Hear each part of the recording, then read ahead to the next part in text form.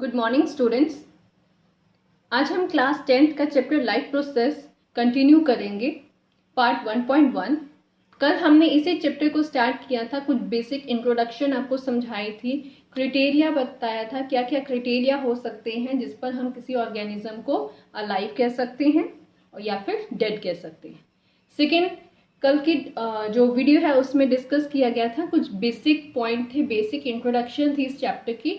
Life process क्या होते हैं और कितने टाइप के होते हैं। सो लाइफ प्रोसेस एक ऐसे प्रोसेसेस हैं जो हर एक लिविंग ऑर्गेनिजम्स में होंगे ताकि उनका जो लाइफ है, जो सर्वाइवल है, वो मेंटेन रह सके। लाइफ प्रोसेस कितने टाइप के होते हैं? Basically they are of 4 types. First one is nutrition, second one is respiration, third one is transportation and last one is excretion। तो आज हम न्यूट्रिशन टॉपिक को ही कंटिन्यू करेंगे। न्यूट्रिशन क्या होता है? एक ऐसा प्रोसेस है जिसमें फूड को इनटेक किया जाता है, फूड को इनगल्फ या फिर खाया जाता है। न्यूट्रिशन जो प्रोसेस है ये हर एक लिविंग ऑर्गेनिजम्स में होगा। वो कोई भी लिविंग ऑर्गेनिज्म हो सकता है, वो एक ह्यूमन बींग्स हो सकते हैं, वो प्लांट्स हो सकते हैं, वो माइक्रो ऑर्गेनिजम्स हो सकते हैं, वो एनिमल्स हो सकते हैं, बर्ड्स हो सकते हैं। तो न्यूट्रिशन जो है ये हर एक लिविंग ऑर्गेनिज्म में परफॉर्म होगा। हर एक लिविंग ऑर्गेनिज्म में फूड लेने का क्या रीजन है? पहली बात तो जो हम फूड लेते हैं उसमें से हमें बहुत सारे न्यूट्रिएंट मिलते हैं।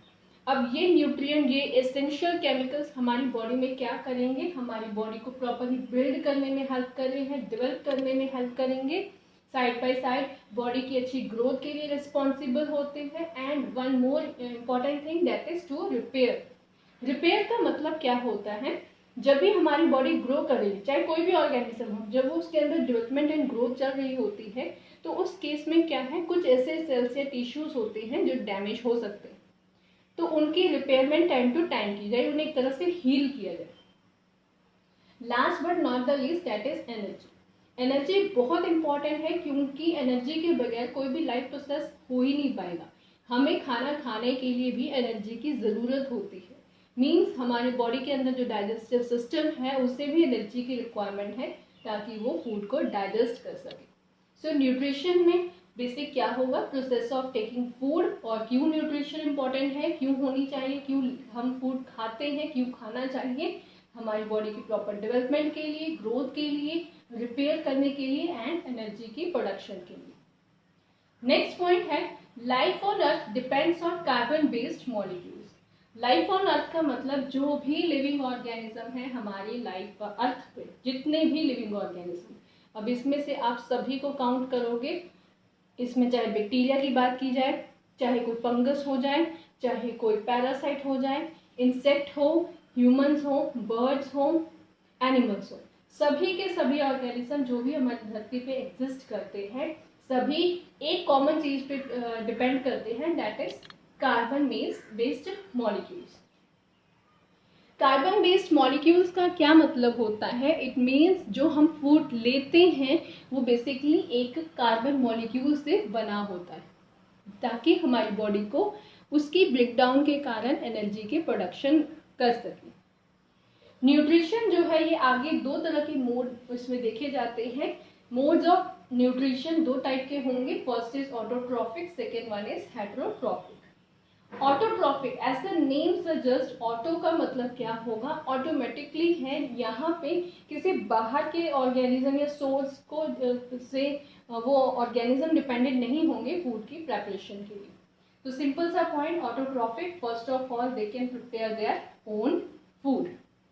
सेकेंड इसमें पॉइंट आ जाता है, अब जब ये फूड प्रिपेयर करते हैं तो कैसे प्रिपेयर करेंगे? वो एक सिंपल इनऑर्गेनिक सब्सटेंसेस से प्रिपेयर करते हैं। इनऑर्गेनिक सब्सटेंसेस कौन से हो सकते हैं? ये होंगे carbon and water molecules. Carbon and water molecules को रिएक्ट करने के लिए कुछ एसेंशियल कंडीशंस चाहिए होंगी। वो कौन सी होंगी? सनलाइट, नेचुरल जो सनलाइट आ रही है प्लांट्स तक, एंड क्लोरोफिल। तो आपको एक आइडिया हो रहा होगा कि ये कौन सा हम टॉपिक डिस्कस कर रहे हैं। एक्चुअली हम एक फोटोसिंथेसिस प्रोसेस की बात कर रहे हैं क्योंकि फोटोसिंथेसिस में यही होता है, प्लांट्स अपने आप फूड प्रिपेयर करते हैं। कहाँ से प्रिपेयर करेंगे? सिंपल इनऑर्गेनिक सब्सटेंसेस से। ये कौन होंगे सिंपल इनऑर्गेनिक सब्सटेंसेस? ये होंगे carbon dioxide and water. Plants जब भी फूड प्रिपेयर करते हैं तो उन्हें कुछ एसेंशियल कंडीशंस चाहिए होती हैं। कौन कौन सी एसेंशियल कंडीशंस होंगी? नेचुरल जो लाइट है, सनलाइट होगी, और उनके अंदर क्लोरोफिल की प्रेजेंस होनी चाहिए। एक और चीज है, यहाँ पे टेम्परेचर भी बहुत इंपॉर्टेंट होता है। ऑप्टिमम रिक्वायर्ड जितना टेम्परेचर है अगर प्लांट को अवेलेबल है तो उस केस में प्लांट इजीली अपने फूड को प्रिपेयर करना शुरू कर देगा। एग्जाम्पल आ जाते हैं ऑटोट्रॉफिक की। सारे के सारे ग्रीन प्लांट्स आ गए जिनमें क्लोरोफिल की प्रेजेंस होगी और कुछ बैक्टीरिया। अब यहाँ पे ग्रीन प्लांट में आपने ये चीज जरूर याद रखनी है कि कुछ non green plants food prepare कर सकते हैं। अब क्वेश्चन आता है कि फिर वो कैसे प्रिपेयर करेंगे? अगर वो ग्रीन कलर के नहीं है तो इट मीन्स यही होगा कि क्लोरोफिल नहीं है, बट ऐसा नहीं है। जो नॉन ग्रीन प्लांट्स होते हैं उनमें भी क्लोरोफिल की प्रेजेंस होती है, बट अबंडेंस नहीं होती। इतने क्लोरोफिल पिगमेंट प्रेजेंट होते हैं जो कि फूड को इजिली प्रिपेयर करने में हेल्प करते हैं। ऑटोट्रॉफिक के बाद नेक्स्ट आ गया that is heterotrophic. Heterotrophic autotrophic से कंप्लीटली डिफरेंट है, क्योंकि हेटेरोट्रॉफिक में क्या होगा, यहाँ पे ऑर्गेनिज्म ऑटोमेटिकली अपना फूड नहीं प्रिपेयर कर सकता, उसे किसी और पे डिपेंडेंट होना ही होगा फूड को इनटेक करने के लिए। They get their food directly और इनडायरेक्टली फ्रॉम प्लांट्स। या तो डायरेक्टली फूड खा रहे हैं, प्लांट खा रहे हैं, या फिर वो ऐसे ऑर्गेनिजम्स को खा रहे हैं जो प्लांट या प्लांट प्रोडक्ट से खाते। हेटेरोट्रॉफिक में एग्जांपल लाइक जैसे ओमनीवोरस हो गए, हार्बीवोरस हो गए, कार्निवोरस हो गए, ये ऐसे ऑर्गेनिज्म हैं जो कि हेटेरोट्रॉफिक कैटेगरी में आ जाते हैं। क्योंकि हार्बीवोरस तो डायरेक्टली प्लांट को खाएंगे, बट अगर मैं ओमनीवोरस एंड कार्निवोरस की बात करूं तो वो उन ऑर्गेनिजम्स को खाते हैं जो प्लांट को खा रहे हैं। It means they are also depended on plant but in a indirectly way. Examples heterotrophic की कौन सी आ जाएंगी? सारे के सारे एनिमल्स, फंगी आ जाएगी इसमें, एंड कुछ बैक्टीरिया आ जाएंगे। यहाँ पे जो बैक्टीरिया बात कर रहे हैं ये वो होंगे जो अपना फूड प्रिपेयर नहीं कर सकते। बैक्टीरिया भी दो टाइप के देखे जाते हैं, some are autotrophic in nature and some are heterotrophic. Autotrophic में इन्हें कीमो ऑटोट्रॉफिक भी कह दिया जाता है, एंड प्लांट्स को हम फोटो ऑटोट्रॉफिक कहते हैं। हेटेरोट्रॉफिक जो है इसकी फर्दर 3 डिविजन्स की गई हैं, क्योंकि ऑर्गेनिजम्स जो है आगे फर्दर क्लासिफाई किए गए उनके मोड ऑफ न्यूट्रिशन। एक चीज सभी में कॉमन है कि ये अपना फूड खुद नहीं बनाएंगे, ये किसी और पे डिपेंडेंट होंगे। सैप्रोफिटिक में यहाँ पे बताया गया है food from dead and decay organism. Saprophytic ऐसा मोड है न्यूट्रिशन का जिसमें पहली बात तो ऑर्गेनिज्म अपना फूड कभी नहीं बना पाएगा, बट अब ये फूड कैसे लेंगे? ये वो ऑर्गेनिजम्स होते हैं जो basically dead and decay organisms पे ग्रो करेंगे। डेड एंड डिके का मतलब ऐसे ऑर्गेनिज्म जो गल गए हैं, जो एक तरह से मरे हुए जानवर हैं या प्लांट पार्ट्स हैं, उन पे ये ग्रो कर जाएंगे। इसकी सबसे कॉमन एग्जाम्पल आप याद रख सकते हो, डेट इज मशरूम या फंगस। सिंपली बात करें अगर, अब फंगस जो है ये ऐसे ऑर्गेनिजम्स हैं जो बेसिकली ना ही प्लांट है ना ही एनिमल्स हैं, ये एक डिफरेंट कैटेगरी है। तो फंगस क्या करता है, मशरूम क्या करते हैं, ये जहां पर भी गले हुए जो पार्ट्स मिल जाते हैं प्लांट के, उन पे ये ग्रो कर जाती है। ईस्ट जो है ये भी सैप्रोफिटिक की ही एग्जांपल है, क्योंकि ये भी डेड एंड डिके ऑर्गेनिज्म पे ही ग्रो करती है। अब डेड एंड डिके ऑर्गेनिज्म से ये फूड कैसे ले सकते? क्वेश्चन आता है कि मरे हुए जानवर से क्या मिलेगा? मरे हुए ऑर्गेनिक मटेरियल, मरे हुए ऑर्गेनिज्म से एक ऑर्गेनिक मटेरियल मिलता है जिसे ये डिकम्पोज करते हैं, डिग्रेड करते हैं और उसे कंज्यूम करते हैं। सैप्रोफिटिक केस में जो डाइजेशन होती है, जो ब्रेकडाउन होती है, वो आउटसाइड दी बॉडी होती है। मतलब जो मटेरियल था, जो डेड एंड डिके मटेरियल था, वो बॉडी के आउटसाइड ही क्या होगा, मतलब फंगस उसे आउटसाइड दी बॉडी ही पूरी तरह से डिकम्पोज करेगी और जो वो डिकम्पोज सिंपल मटेरियल होगा उसे अब्सॉर्ब किया जाएगा। सैप्रोफिटिक में भी कुछ बैक्टीरिया की कैटेगरीज आ जाती है। पैरासिटिक कौन होते हैं? पैरासिटिक वो ऑर्गेनिजम्स होंगे जो फूड लिविंग ऑर्गेनिजम्स से लेंगे और उन्हें किल नहीं कर पाएंगे, बट अगर ये बहुत सिवियर कंडीशन में हो तो पैरासाइट भी डेथ कॉज कर सकता है। लाइक अगर हम मलेरिया की बात करें, डेंगू की बात करें, तो उस केस में जो पैरासाइट है वो बॉडी के अंदर ग्रो कर जाता है और बॉडी के सिस्टम को इतना वीक कर देता है, डिजीज कॉज करता है, जिससे ऑर्गेनिज्म की डेथ भी हो सकती है अगर क्योर टाइम पे ना किया जाए। पैरासाइट लिविंग ऑर्गेनिज्म पे फीड करेंगे, ये उन्हें किल नहीं कर पाते, बट कुछ एग्जांपल्स आपको अभी समझाएं। कुछ केसेस में ये ऑर्गेनिज्म को किल भी कर सकते हैं। पैरासाइट जो होस्ट पे, जो दूसरे ऑर्गेनिज्म से जहाँ से न्यूट्रिशन ले रहा है, उस होस्ट में क्या करेगा, उसके ऊपर सर्वाइव करेगा, या तो डायरेक्टली बॉडी के साथ अटैच करेगा या फिर एक फ्री पैरासाइट की तरह भी काम कर सकता है। मीन्स जैसे मॉस्किटो की बात करें, अब मॉस्किटो क्या है, जो मच्छर है वो भी एक पैरासाइट है।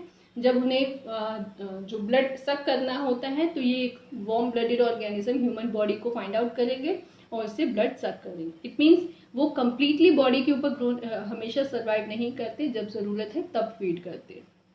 बट अगर हम एक कंप्लीट पैरासाइट की बात करें जो बॉडी के साथ अटैच होगा, इसकी एग्जांपल आ गई कस्काटा। कस्काटा एक प्लांट है जो है तो plant, but autotrophic mode nutrition perform नहीं कर पाता, क्योंकि उसके अंदर जो स्ट्रक्चर्स एसेंशियल वो नहीं होती, जैसे लीव्स नहीं है, रूट्स नहीं है, जो उसे बेसिक जो कंडीशन से प्रोवाइड कर सके।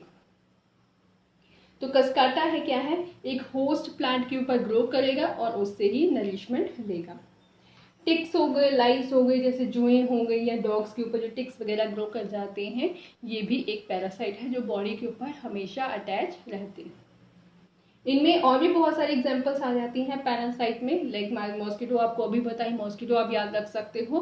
कॉमन एग्जांपल्स पहले याद रखनी है ताकि आपको रिलेट या रिमेंबर करना ईजी हो जाए। लास्ट वन कैटेगरी हेटरोट्रॉफिक की है, वो है होलोजोइक। होलोजोइक में क्या होगा, यहाँ पे जो ऑर्गेनिज्म फूड लेता है, ये फूड जो है बॉडी के अंदर डायरेक्टली इनगल्फ किया जाता है। मतलब यहाँ पे फूड जो है पहले बॉडी के अंदर लेके जाया जाएगा, स्वेलो किया जाएगा, उसके बाद उसकी फर्दर डाइजेशन होगी with the help of a digestive system और a simple system like in amoeba. Holozoic nutrition जो है ये लार्ज साइज ऑर्गेनिज्म और side by side small size organism भी परफॉर्म करते हैं। लार्ज साइज ऑर्गेनिज्म में हम याद रख सकते हैं जैसे एनिमल्स हो गए, ह्यूमंस हो गए, और स्मॉल साइज में आप याद रख सकते हो जैसे अमीबा हो गया या बर्ड्स हो गए, फिशेस हो गए, पैरामीशियम है। ये ऐसे ऑर्गेनिज्म हैं जो फूड को पहले इनगल्फ करेंगे, उसे निगलेंगे बॉडी के अंदर, फिर उसके बाद उसकी डाइजेशन करेंगे, उसे ब्रेक डाउन करेंगे और एट लास्ट में उसके न्यूट्रिएंट को बॉडी के अंदर अब्जॉर्ब करेंगे। तीनों में आपने कैसे याद रखना है, तीनों कैटेगरीज को सैप्रोफिटिक याद रखेंगे जहां पर डेड एंड डिके हैं, मरे हुए ऑर्गेनिज्म के पार्ट। पैरासाइट में होगा लिविंग बट उसे किल नहीं कर पाएगा। होलोजोइक में क्या होगा, वो फूड बॉडी के अंदर इनगल्फ होगा, निगला जाएगा, फिर उसकी डाइजेशन होगी। पैरासाइटिक में एक और चीज आपने याद रखनी है, पैरासाइट जो होते हैं ये बेसिकली डाइजेस्टेड फूड पे फीड करते हैं। मतलब जैसे ब्लड की बात करें, अब हमारे ब्लड में क्या है, डाइजेस्टेड फूड मटेरियल प्रेजेंट होता है, तो उस डाइजेस्टेड फूड को मॉस्किटो क्या करता है, सक कर लेता है। तो इसीलिए जो पैरासाइट है ये बेसिकली जिनकी डाइजेशन होती है ये भी एक तरह से एक्सटर्नल ही होती है, पहले ही होती, तो आगे जाके जो फर्दर डाइजेशन होगी बहुत ईजी रह जाती है। So that's all for today. I hope आपको ये टॉपिक समझ आ रहा होगा। पार्ट 1.1 आज हमने न्यूट्रिशन, उसकी डेफिनेशन सिंपल फॉर्म में समझी है, क्यों न्यूट्रिशन होता है, कितने मोड्स हो सकते हैं, 2 ही मोड होते हैं हमेशा, और हेटरोट्रॉफिक फर्दर जो है कितनी कैटेगरीज में आ जाता है, कैसे क्लासीफाई किया हमने, क्योंकि अलग अलग ऑर्गेनिज्म की बॉडी स्ट्रक्चर ऑर्गेनाइजेशन वेरी करती है, तो ऑब्वियसली उनका कैटेगरी भी अलग हो जाएगा। अगर आपको मेरी वीडियो समझ आ रही हो, कंसेप्ट क्लियर हो रहे हो, तो आप इसे लाइक, शेयर एंड सब्सक्राइब जरूर करें चैनल को, और अगर क्वारीज हैं तो आप उससे रिलेटेड भी पूछ सकते हैं, वो क्वारीज आपकी डिस्कस हो जाएगी। So thank you so much.